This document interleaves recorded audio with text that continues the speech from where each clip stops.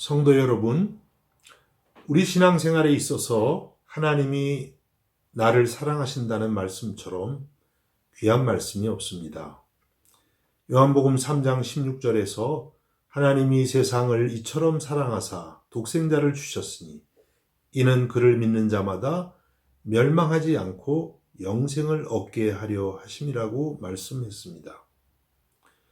하나님이 우리를 위해서 하나밖에 없는 아들을 주셨다는 말씀이야말로 얼마나 참으로 귀한 것인지 알 수가 없습니다.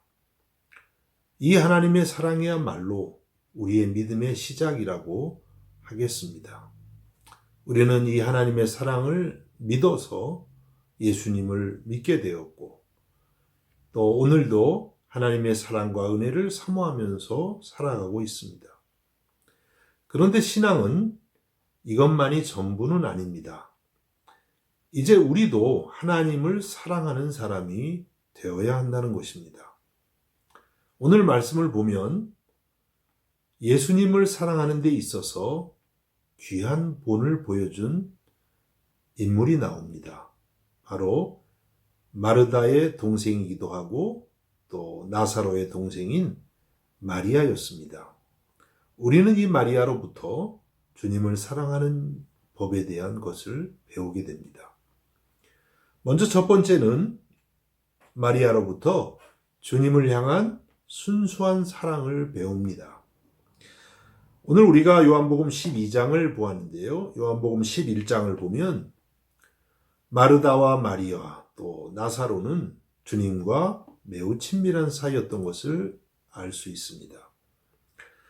요한복음 11장 3절에 보니까 이런 말씀이 있습니다. 이에 그 누이들이 예수께 사람을 보내어 이르되 주여 보시옵소서 사랑하시는 자가 병들었나이다. 여기서 사랑하시는 자는 예수님이 사랑하시는 자, 곧 나사로를 의미합니다. 이 말씀은 예수님이 나사로를 정말 가까이 알고 지냈다는 것입니다. 또 11장 28절에도 보면 마르다가 동생 마리아에게 이런 말을 전합니다.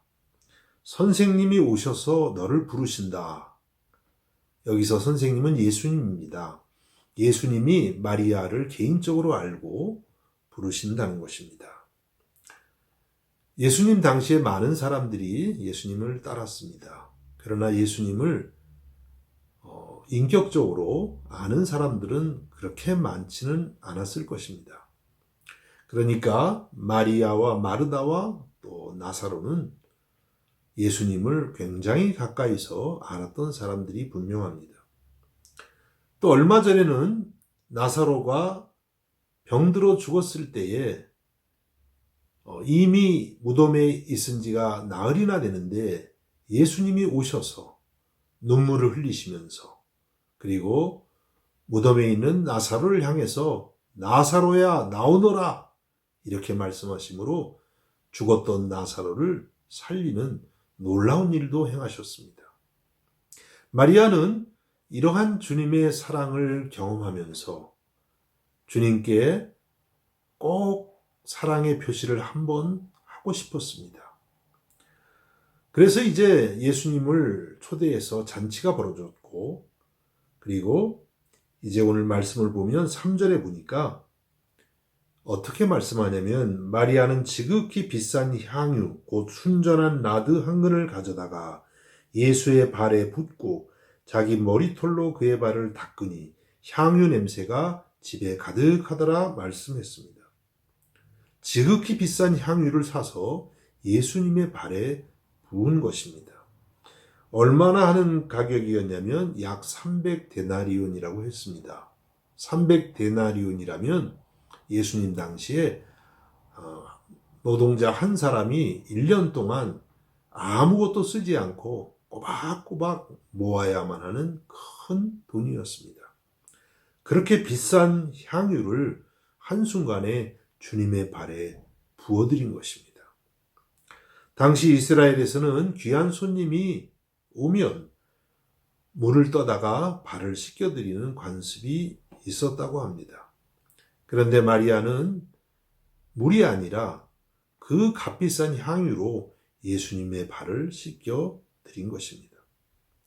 어쩌면 이 향유는 마리아가 그동안 돈을 아껴서 모아놓은 자신의 혼수 용품이었을지도 모릅니다. 어떤 것이 되었던 무척 귀한 향유를 주님의 발에 쏟아부은 마리아였습니다. 우리는 이런 마리아 행동을 통해서 주님을 향한 순수한 사랑이 무엇인지 알게 됩니다. 그것은 계산적이 아니라 무조건적으로 주님 앞에 드리는 사랑이라고 하는 것입니다. 여러분, 본래 사랑이란 특성은 맹목적이라고 하지 않습니까? 부모가 자식을 사랑하는데 계산하고 사랑하지 않습니다. 주고 또 주어도 항상 아쉬운 것이 부모의 마음입니다. 하나님이 우리를 사랑하실 때에 계산하시지 않으셨습니다. 만일에 계산하셨다면 하나밖에 없는 아들을 어떻게 내어주시겠습니까? 하나님은 우리를 맹목적으로 눈먼 그런 사랑으로 사랑하신 것입니다. 마치 이 세상에 나 하나밖에 없는 것처럼 그렇게 하나님은 우리를 향해서 뜨거운 사랑을 가지고 계신 것입니다. 마리아는 그 누구보다도 이와 같은 주님의 사랑을 깊이 이해했습니다. 그래서 그렇게 값진 향유도 주님의 발에 부어 드릴 수 있었던 것입니다. 물론 예수님은 다른 제자들도 다 사랑하셨습니다. 심지어는 가룟 유다도 사랑하셨습니다. 그래서 요한복음 13장 1절에 보니까 6월절 전에 예수께서 자기가 세상을 떠나 아버지께로 돌아가실 때가 이른 줄 아시고 세상에 있는 자기 사람들을 사랑하시되 끝까지 사랑하시니라, 이렇게 말씀을 하고 있습니다. 가룟 유다가 배반할 것을 아시면서도, 다른 제자들이 다 도망갈 것을 아시면서도 그들을 끝까지 사랑하신 예수님입니다. 그런데 제자들은 이러한 주님의 사랑을 아직 이해하지 못하고 있습니다. 오직 마리아만이 주님의 이 놀라운 사랑을 이해하고 주님 앞에 자신의 사랑을 또한 표시했던 것입니다. 여러분, 우리들도 마리아처럼 예수 그리스도의 우리를 향한 십자가의 사랑을 생각하면서 계산적이 아니라 참으로 주님 앞에 우리의 생명이라도 드릴 만큼 그렇게 순수하게 사랑할 수 있기를 간절히 바라는 것입니다. 이 시대에 주님을 통해 이득을 보려는 사람은 많을지도 모릅니다. 어쩌면 우리도 그들 중에 하나인지도 모르죠. 사실은 예수님의 제자들도 처음에는 그랬습니다. 그러한 남자 제자들 사이에서 마리아의 순수한 주님을 향한 이 사랑은 더욱 빛을 발하는 것입니다. 마리아는 주님의 사랑으로 만족했고 그 사랑에 자신의 모든 것으로 응답했던 것입니다. 여러분, 우리들도 마리아와 같은 순수한 사랑을 주님께 드리는 이 한 주간이 될 수 있기를 바랍니다. 주님이 나를 사랑하신 것처럼 나도 주님을 사랑합니다. 이런 고백이 있기를 주님의 이름으로 축복합니다. 두 번째는 예배가 신앙생활의 최우선인 것을 본문을 통해서 생각합니다.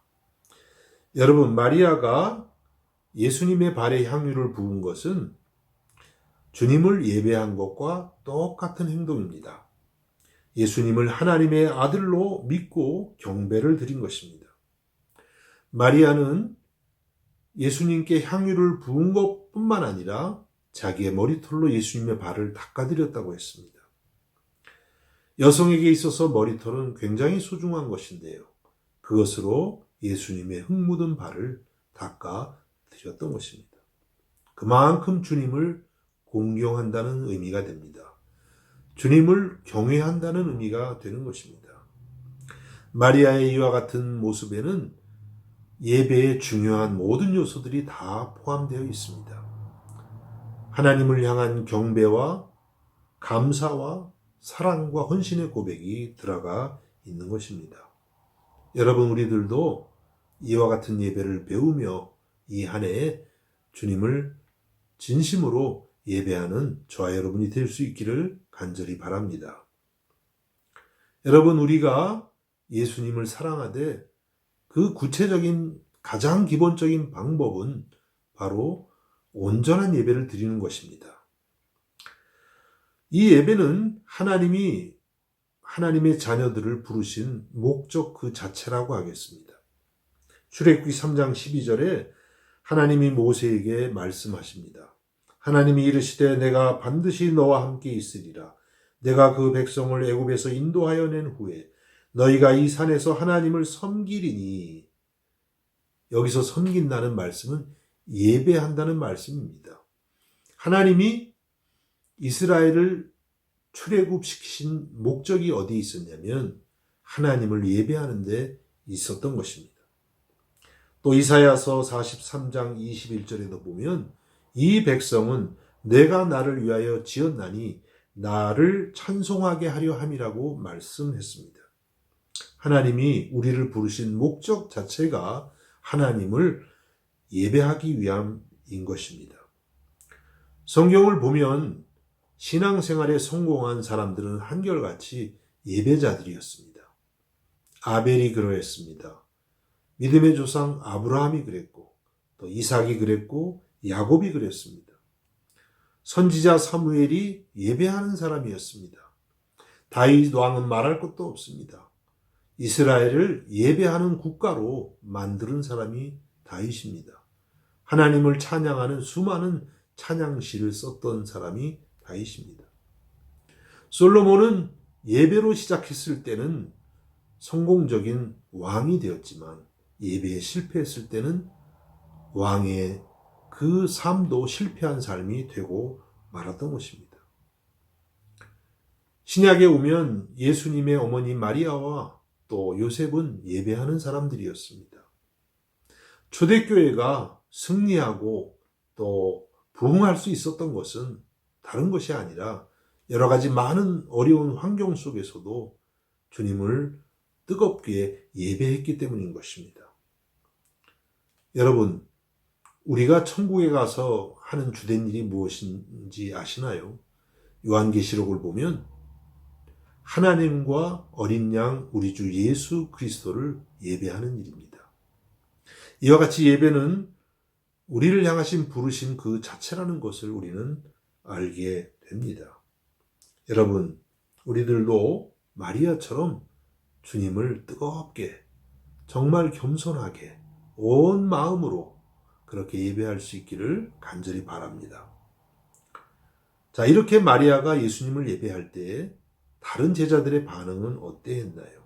4절과 5절에 보니까 가룟 유다는 왜 그것을 300데나리온에 팔아서 가난한 자들을 돕지 않느냐고 책망합니다. 또 같은 내용의 마태복음 26장 8절과 9절에 보면 다른 제자들도 마리아를 비판합니다. 말씀을 읽어봅니다. 제자들이 보고 분기하여 이르되 무슨 의도로 이것을 허비하느냐? 이것을 비싼 값에 팔아 가난한 자들에게 줄 수 있었겠도다 하거늘. 다른 제자들은 마리아가 허비한다, 낭비한다 이렇게 책망을 하고 있습니다. 제자들도 주님을 향한 예배의 가치를 알지 못하고 있습니다.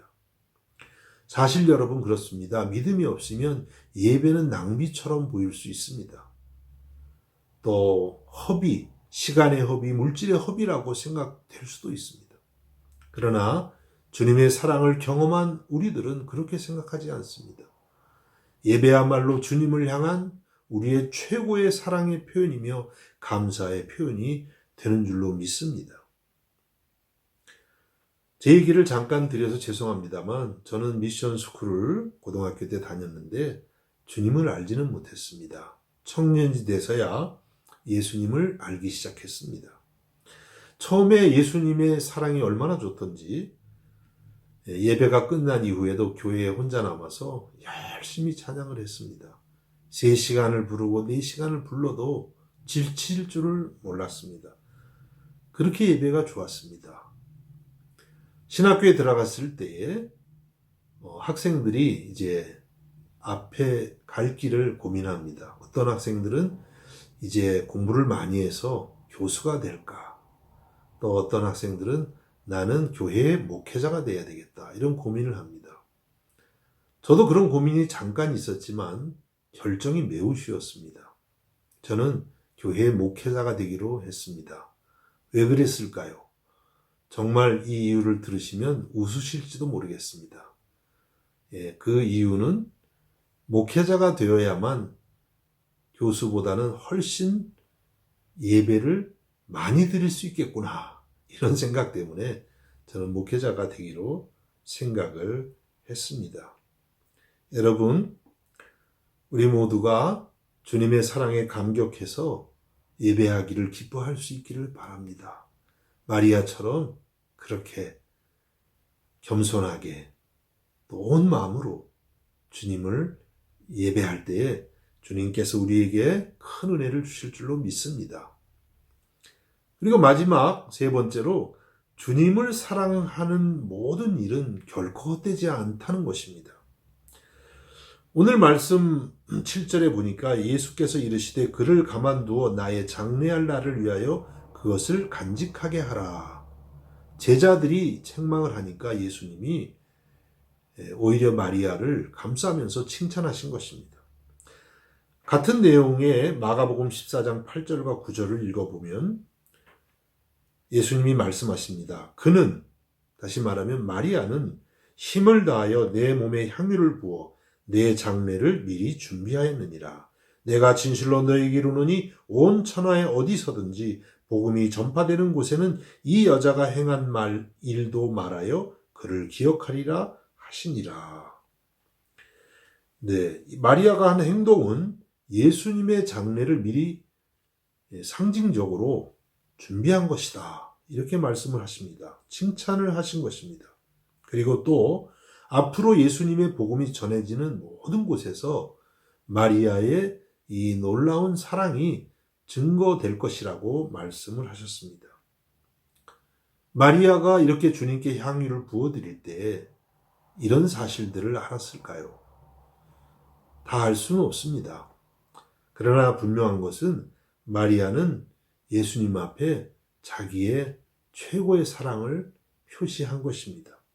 그리고 이러한 사랑이 헛되지 않아서 주님의 장례를 예비하는 사람이 되었고 또 오고 오는 모든 세대에 복음이 전해지는 모든 곳에 이 아름다운 이야기가 전파되게 된 것입니다.